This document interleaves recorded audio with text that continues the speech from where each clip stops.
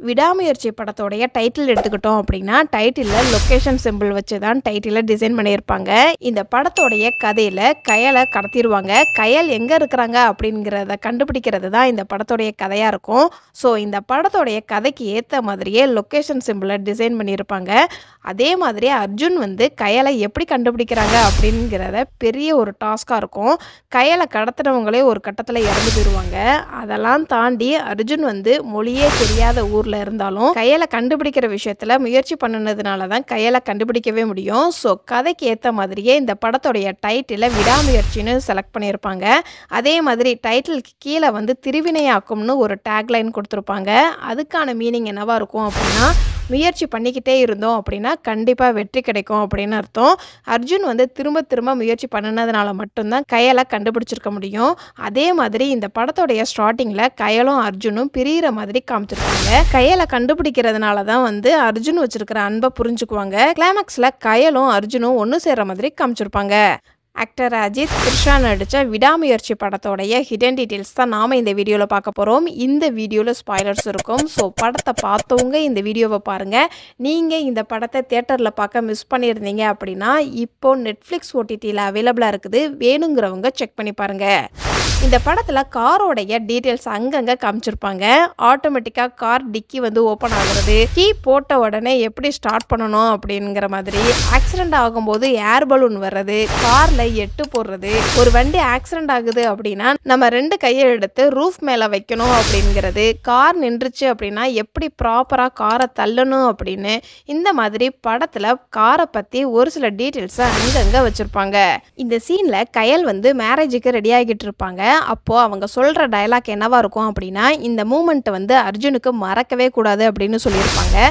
கயலோடைய friend வந்து 7 ஜென்மத்துக்கும் இந்த மூமெண்ட்டை அர்ஜுனால் மறக்கவே முடியாது அப்படின்னு சொல்லுவாங்க. இந்த டயலாக்கை கனெக்ட் பண்ணுற விதமாக அர்ஜுன் வந்து பதில் சொல்கிற மாதிரி மேரேஜ் ஃபங்க்ஷனுக்கு ஒரு ஸ்டெப் முன்னாடி வந்து கயலை பார்க்குற மாதிரி காமிச்சிருப்பாங்க. அதே மாதிரி ஃபர்ஸ்ட் நைட்டில் அர்ஜுன் என்ன சொல்லுவார் அப்படின்னா, நீ மேரேஜ் ஃபங்க்ஷனில் ரொம்ப அழகாக இருந்த, உன்னை 7 ஜென்மத்துக்கு மறக்கவே முடியாத அளவுக்கு இருந்துச்சு அப்படின்னு சொல்லியிருப்பாரு. ஸோ இந்த டயலாக் மூலமாக கண்டினியூட்டியை மிஸ் பண்ணாமல் காமிச்சிருப்பாங்க. இந்த படத்தில் கயலுக்கு அம்மா அப்பா 2 பேரும் இருப்பாங்க. ஆனால் அவங்களுக்கு இந்த படம் ஃபுல்லாகவே வந்து எந்த ஒரு டயலாக்குமே இருக்காது. இந்த சீனில் அர்ஜுன் வந்து கயலை அவங்க அம்மா அப்பா வீட்டில் வந்து விடுறதுக்காண்டி போயிட்டு இருப்பாங்க. அப்போ கயலுக்கு தண்ணி துவைச்சிரும். அதனால ஒரு ரெஸ்டாரண்ட் பார்த்து நிப்பாட்டுவாங்க. கயல் வந்து ஒரு ஃபோன் கால் பேசிக்கிட்டு இருப்பாங்க. கயலோட கையில் வந்து ஒரு வாட்டர் பாட்டில் இருக்கும். எதுக்காண்டி இறங்கணுமோ அந்த வேலையை கரெக்டாக காமிச்சு இங்கேயுமே வந்து கண்டினியூட்டியை மிஸ் பண்ணாமல் காமிச்சிருப்பாங்க. அதுக்கப்புறம் ஃப்ளாஷ்பேக் ஓப்பன் ஆகிடும்.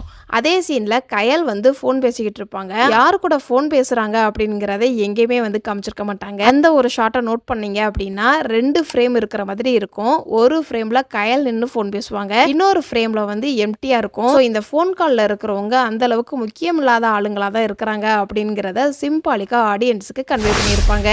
இந்த படத்தில் ஏன் அர்ஜுனை விட்டு கயல் பிரிகிறாங்க அப்படிங்கிறதுக்கான ஒரு சில டீட்டெயில்ஸ் எல்லாம் வச்சுருப்பாங்க. ஃபர்ஸ்ட் அஃபேர் இருக்கா இல்லையா அப்படிங்கிறத தாண்டி ஸ்வீட்டம்னு சொல்லிட்டு ஒரு மெசேஜ் அனுப்பியிருப்பாங்க. அதை யாருன்னு கூட கேட்காம அர்ஜுன் வந்து ரிப்ளை பண்ணியிருக்கிறாரு. அர்ஜுனுக்கு வந்து நம்ம மேலே அட்டென்ஷன் குறைஞ்சிருச்சு அப்படிங்கிற மாதிரி நினச்சி பிரிஞ்சு வாழலாம் அப்படின்னு ஒரு முடிவு எடுத்திருக்கலாம். இன்னொரு சீனில் கயலுக்கு வந்து அபார்ட் ஆகிடும். அதுக்கப்புறமாட்டி குழந்தைய பெற்றுக்க முடியாது அப்படின்னு சொல்லியிருப்பாங்க. ஸோ அர்ஜுனை விட்டு நம்ம விலகணும் அப்படின்னா அர்ஜுன் வந்து இன்னொரு மேரேஜ் பண்ணி ஹாப்பியாக இருப்பார் அப்படின்னு கூட நினச்சி கயல் வந்து அர்ஜுனை பிரிகிறதுக்கு முடிவெடுத்திருக்கலாம். அபார்ஷன் ஆனதுக்கு அப்புறம் சின்ன சின்ன விஷயத்தில் கூட அர்ஜுன் வந்து கயல் மேலே கவனம் செலுத்தியிருக்க மாட்டார்.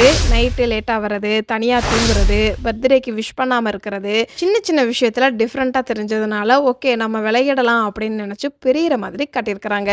அதே மாதிரி சேர்ந்து இருக்கும்போது அர்ஜுனுக்கு இது வரைக்கும் நம்ம மேலே வந்து சந்தேகமே வரல. பிரியும் போது இந்த ஒரு நாள் ட்ரிப்பில் நம்ம மேலே சந்தேகப்படுற மாதிரி நடந்துக்குவோம் அப்படின்னு நினச்சி கூட ஃபோனை நான் வீட்டில் வச்சுட்டு வந்துட்டேன் அப்படின்னு சொல்லி ஃபோனை எடுக்க போவாங்க. ரெஸ்டாரண்ட்ல வேற யாருக்கிட்டயோ ஃபோன் பேசுற மாதிரி, கார்ல வரும்போது மெசேஜ் பண்ற மாதிரி காமிச்சிருப்பாங்க. இந்த சீன்ல மைக்கில் ஃபர்ஸ்ட் டைம் காட்டுவாங்க. அப்ப இவரும் கெட்டவர் தான் அப்படிங்கிறதுக்கு 2-3 சீன்லாம் வந்து கிரியேட் பண்ணாம ஒரே ஷாட்ல மிடில் ஃபிங்கரை காட்டி இவரும் ஒன் ஆஃப் த வில்லன் தான் அப்படிங்கிற மாதிரி ஆடியன்ஸ்க்கு கன்வே பண்ணியிருப்பாங்க. இதுல என்ன ஒரு ஃபேக்ட் அப்படின்னா, இந்த படத்துல ஆரவுக்கு டப்பிங் பேசுனது இந்த படத்தோடைய டைரக்டர் மகிழ் திருமேனி தான் டப்பிங் பேசி கொடுத்துருக்காரு. இந்த ஒரு சீன்ல பெட்ரோல் போடலாம் அப்படின்னு சொல்லிட்டு அர்ஜுன் வந்து பெட்ரோல் பங்குக்கு வந்திருப்பாரு. அப்ப மைக்கிலும் வந்திருப்பாரு. லாஸ்ட் சீன்ல வந்து ஆக்சிடென்ட் ஆகுற மாதிரி காமிச்சு பிரேக் போட்டிருப்பாங்க.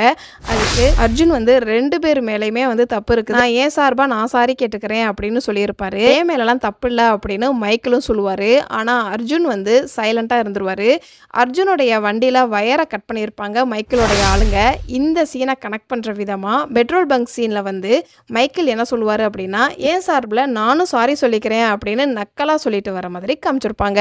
ஸோ மைக்கிள் வந்து வயரை கட் பண்ணுனதுக்காக மட்டும்தான் வந்து சாரி கேட்குற மாதிரி காமிச்சிருப்பாங்க. அர்ஜுன் ஒரு பெட்ரோல் பங்க்ல பெட்ரோல் போட்டுட்டு அடுத்து டிராவல் ஆகி வரும்போது வண்டி வந்து ஸ்ட்ரக் ஆகி நின்றோம். அதை ரிப்பேர் பண்ணுறதுக்கு 96 கிலோமீட்டர்ஸ் இருக்குது அப்படின்னு ரக்ஷித் சொல்லுவார். ஸோ பெட்ரோல் பங்க்ல இருந்து 4 கிலோமீட்டர் தான் தாண்டி இருக்கிறாங்க. அதுக்குள்ளேயே வண்டி ரிப்பேர் ஆகிருக்கும். அது எங்கே மென்ஷன் பண்ணியிருப்பாங்க அப்படின்னா, அர்ஜுன் வந்து பெட்ரோல் போட்டிருந்த அந்த பங்க்லேயே வந்து இந்த ஒரு ஷாட் மூலமாக 100 கிலோமீட்டருக்கு அப்புறம் தான் இன்னொரு பெட்ரோல் பங்க் இருக்குது அப்படிங்கிறத மென்ஷன் பண்ணியிருப்பாங்க. அர்ஜுன் வந்து போலீஸ்க்குலாம் போக மாட்டார். பிரச்சனையே மேலும் வளர்க்கக்கூடாது அப்படின்னு தான் நினைப்பாரு. அர்ஜுனுக்கு தன்னுடைய மனைவியை காப்பாற்றணும் அப்படிங்கிற மட்டும்தான் வந்து இருக்குமே தவிர வேற எந்த ஒரு வம்புக்கும் போகக்கூடாது அப்படிங்கிற மாதிரி தான் நினைப்பாரு. இதுக்கான ரெஃபரன்ஸாக மைக்கிள், தீபிகா, ரக்ஷித் 3 பேருமே அவங்களா சாகிற மாதிரி தான் காட்டியிருப்பாங்களே தவிர அர்ஜுன் வந்து கொல்ல மாட்டாரு. மைக்கேல் தீபிகா மூலமா சாவாரு. தீபிகா அவங்களா தெரியாம ஆசிட்குள்ள விழுந்து இறந்துருவாங்க. ரக்ஷித் வந்து அவரா சாகுற மாதிரி காமிச்சிருப்பாங்க. சண்டையை தவிர்க்க முடியாத இடத்துல மட்டும்தான் வந்து சண்டை போடுவாரே தவிர வேணுக்குமே சண்டை போடுற மாதிரிலாம் இந்த படத்துல காமிச்சிருக்க மாட்டாங்க. மைக்கேல் வந்து அர்ஜுனுக்கு மிடில் ஃபிங்கரை காட்டினாலும் பூமர்னு சொன்னாலும் சண்டை போடாம அர்ஜுன் வந்து மைக்கேல் கிட்ட நல்லா சந்தோஷமா ஆரோக்கியமா இருங்க அப்படின்னு சொல்லிட்டு போற மாதிரி தான் வந்து சமாதானமா காட்டியிருப்பாங்க. ஃபர்ஸ்ட் ஹாஃப்ல அர்ஜுனை கேலி கிண்டல் இந்த மாதிரி தான் வந்து காமிப்பாங்க. செகண்ட் ஹாஃப்ல தான் வந்து சிச்சுவேஷனுக்கு ஏற்ற மாதிரி சண்டை போடுற மாதிரி காமிச்சிருப்பாங்க. இந்த ஒரு ஃபைட் சீனை கவனிச்சிங்க அப்படின்னா கார்ல் மேலே இருக்கிற ரூஃபை வந்து கலட்டி ஃபைட் பண்ணுற மாதிரி அழகாக டிஃப்ரெண்ட்டாக மேக் பண்ணியிருப்பாங்க இந்த படத்தில். இந்த சீனுக்கு அப்புறம் தான் அடுத்து வர சீன்ஸ் எல்லாமே வந்து அர்ஜுன் வந்து ஃபைட் பண்ணுற மாதிரி காமிப்பாங்க. அதே மாதிரி அனுவும் அர்ஜுனும் உட்காந்து பேசுவாங்க. அதில் அழகா ஒரு ஃப்ரேம் 2 ஃப்ரேம்னு காமிச்சிருப்பாங்க. அனு வந்து அர்ஜுன் கிட்ட போகிற மாதிரி காமிப்பாங்க. இதை கனெக்ட் பண்ணுற விதமாக அனு மட்டும்தான் வந்து தடுமாறுற மாதிரி காமிப்பாங்க. அதே மாதிரி இந்த படத்தில் வந்து அர்ஜுனும் வந்து தனித்தனி ஃப்ரேமாக தான் காமிச்சிருப்பாங்க. கயலும் தனித்தனி ஃப்ரேமாக தான் காமிச்சிருப்பாங்க. சேரலாம்னு முடிவு பண்ணும்போது மட்டும்தான் வந்து ஒரே ஃப்ரேமில் 2 பேரும் இருக்கிற மாதிரி காமிப்பாங்க. லவ் போர்ஷனாக இருக்கட்டும், கல்யாண போர்ஷனாக இருக்கட்டும், இந்த 2 இதுலையுமே வந்து 2 பேரும் ஒன்றா இருக்கிற மாதிரி ஃப்ரேம்ஸ் வச்சுருப்பாங்க.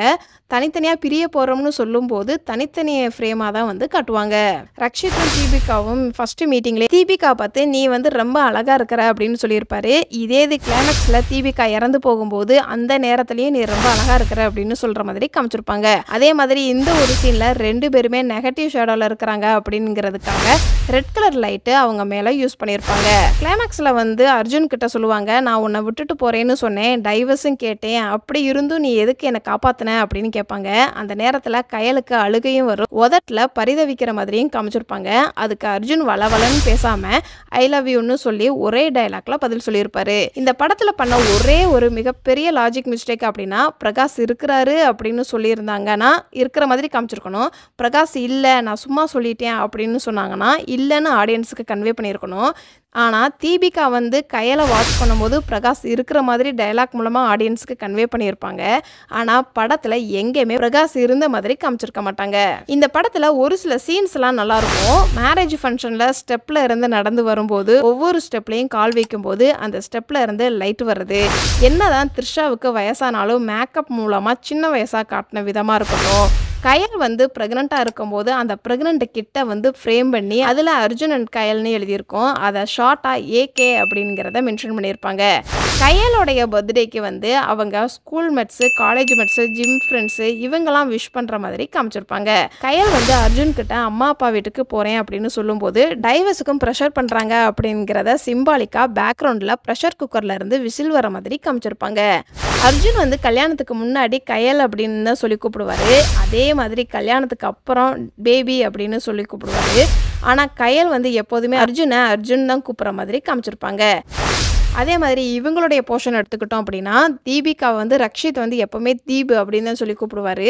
தீபிகா வந்து ரக்ஷித்தை பேபி அப்படின்னு தான் சொல்லி கூப்பிடுவாங்க. அர்ஜுனும் தீபிகாவும் மட்டும் அவங்களுடைய ஹஸ்பண்ட் ஒய்ஃபை வந்து பேபி அப்படின்னு சொல்கிற மாதிரி காமிச்சிருப்பாங்க.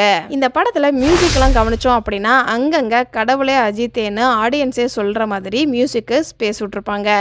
அர்ஜுனும் கயலும் கடைசியில் சேருவாங்க அப்படிங்கிறதுக்கான ஒரே ஒரு ரெஃபரன்ஸ் வச்சுருப்பாங்க. அது எங்கே வச்சுருப்பாங்க அப்படின்னா, இந்த ஒரு சீனில் வந்து 2 பேருக்குமே வந்து கொல்ல சொல்லும்போது ஒருத்தவங்களுக்கு மேலே ஒருத்தவங்க சந்தேகமே படமாட்டாங்க. ரம்யா வந்து ஏகே கிட்ட கேட்பாங்க, கயல் மேலே உனக்கு கோவம் இருக்குதா அப்படின்னு. அதுக்கு ஃபஸ்ட்டு வந்து நோ அப்படின்னு சொல்லிடுவார். ஆனால் அதுக்கப்புறம் எஸ்ன்னு தான் சொல்லுவார். அது எல்லாருடைய மனநிலையுமே அப்படி தான் இருக்கும். ஆனால் கயலை வந்து தப்பாக நினச்சிடக்கூடாது அப்படிங்கிறதுக்காக நோ நோ அப்படின்னு சொல்கிற மாதிரி காமிச்சிருப்பாங்க. விடாமுயற்சி படத்தை நீங்கள் ஒரு தடவையாவது பார்த்துருக்கீங்க அப்படின்னா இந்த வீடியோக்கு லைக் பண்ணுங்கள். இந்த படத்தில் நடித்த எந்த கேரக்டர்களும் உங்களை ரொம்ப இம்ப்ரெஸ் பண்ணுச்சு அப்படிங்கிறத கமெண்ட்ஸில் சொல்லுங்கள். இதுக்கு முன்னாடி நம்மளுடைய சேனலில் டிராகன் படத்தோடைய ஹிடன் டீட்டெயில்ஸ் வீடியோ அப்லோட் பண்ணியிருக்கிறோம். வேணுங்கிறவங்க செக் பண்ணி பாருங்கள். விடாமுயற்சி படத்தில் இதெல்லாம் நான் நோட் பண்ண சின்ன சின்ன ஹிடன் டீட்டெயில்ஸ். இந்த மாதிரி படத்தோடைய ஹிடன் டீட்டெயில்ஸ் வீடியோ நீங்கள் இன்னும் தெரிஞ்சுக்கணும் அப்படின்னா நம்மளுடைய சேனலை சப்ஸ்கிரைப் பண்ணி பெல் ஐக்கானையும் கிளிக் பண்ணுங்கள்.